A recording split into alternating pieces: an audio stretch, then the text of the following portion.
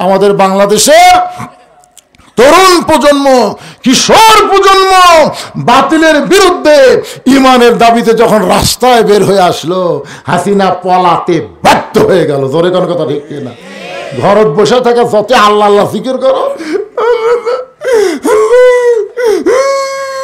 হাসিনার অত্যাচার থেকে বাঁচতে চায়, আল্লাহকে কান্দে মর, বাঁচতু না, বাড়ান লাগবে। জোরে কোন কথা ঠিক।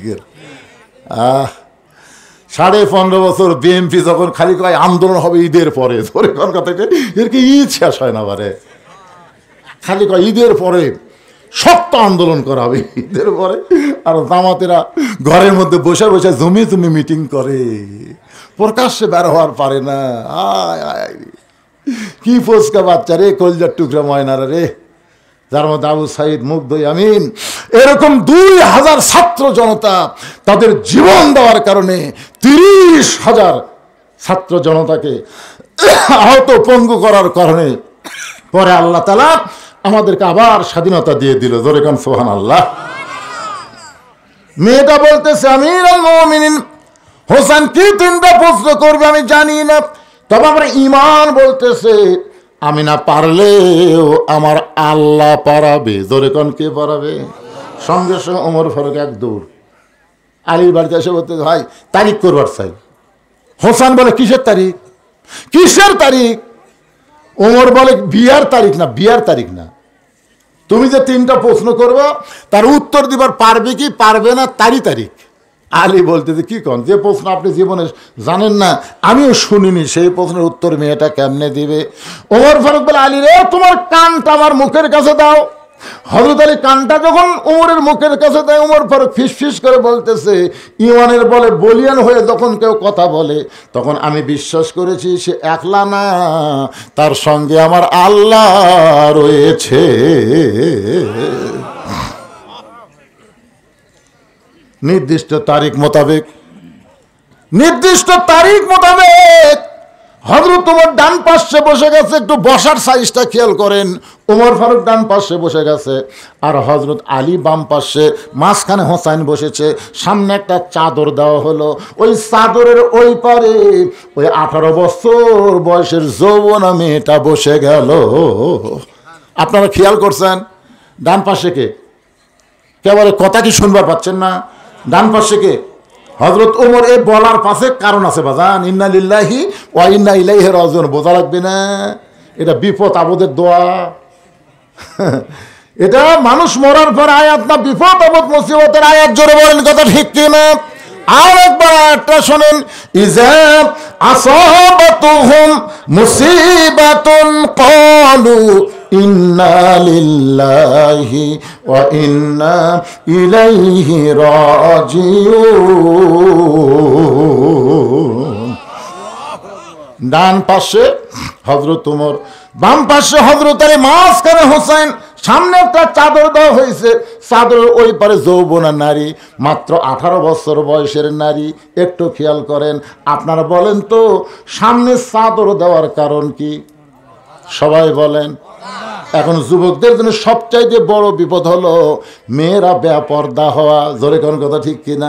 আমাদের যুবকেরা রাস্তাঘাটে পাগলের মতন ঘুরতেছে, একটা 4G মোবাইল নিয়ে সারাদিন ঘোরে। হ্যাঁ, সারাদিন ঘোরে, হ্যাঁ, এখানে ঘোরে, বাড়ি খালি ঘোরে, বাড়ির থাকে না। দাদা কয়, কে রে, এই তুই এত ঘুরিস কে রে, এই তুই এত ঘুরিস কে রে? তখন লাতি কয়, দাদা বুড়া হচ্ছেন তো, বুঝতে পারতেছেন না, আপনাদের সময় তো এরকম মাল ছিল না, আসলে ছিল না। আমি ছোটবেলায় দেখছি আমার দাদি, তখন এত বোরকার বাহার ছিল না, 2টা হাতকে বোঝেন, এ মুরব্বীরা বুঝবে, হাতকে 2টা হাতকে, একটা নিচে একটা উপরে, এমনভাবে পড়িছে দুনিয়ার কোনো মরদ মানুষ চেষ্টা করলেও মুখ দেখতে পারেনি। একের মাথা লিয়ে এসে নামিয়ে দিছে। কে দাদি? ও দাদি, পড়ে যাবেন দাদি, ভালো করে রাস্তা। দুনিয়ার পরে সহ্য করা যাবে, কিন্তু জাহান্নামের আগুনে পড়া যাবে না। ধরে কোন ঠিক কিনা?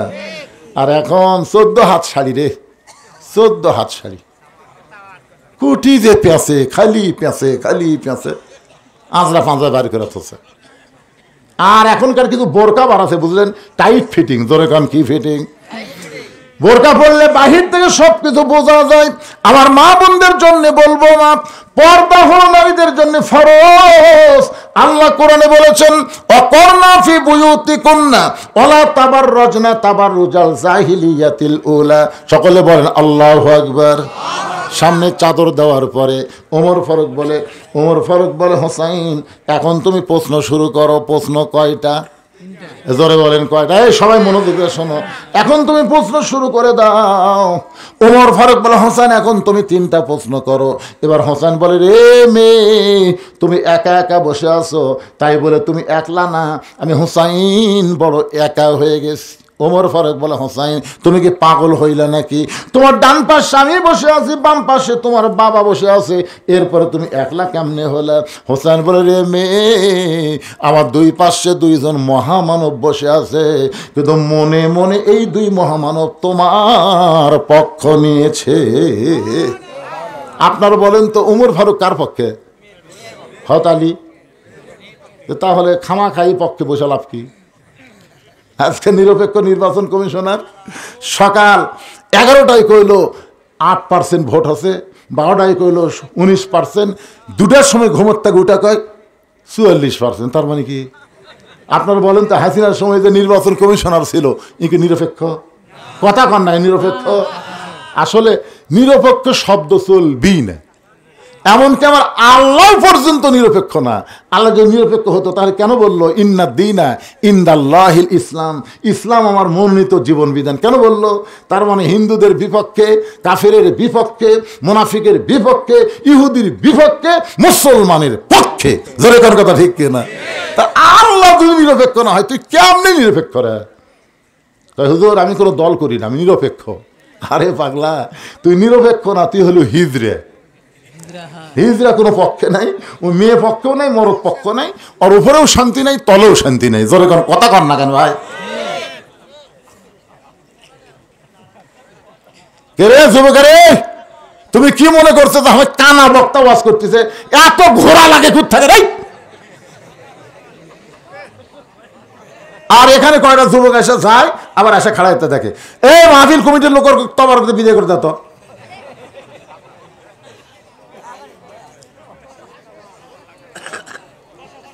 কি বিরক্ত হচ্ছেন?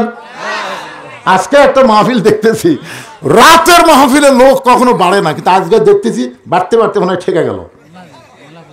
ও পোলা খাওয়ার জন্য, একেবারে পোলা খাওয়ার জন্য এত রাত কষ্ট করার কি দরকার?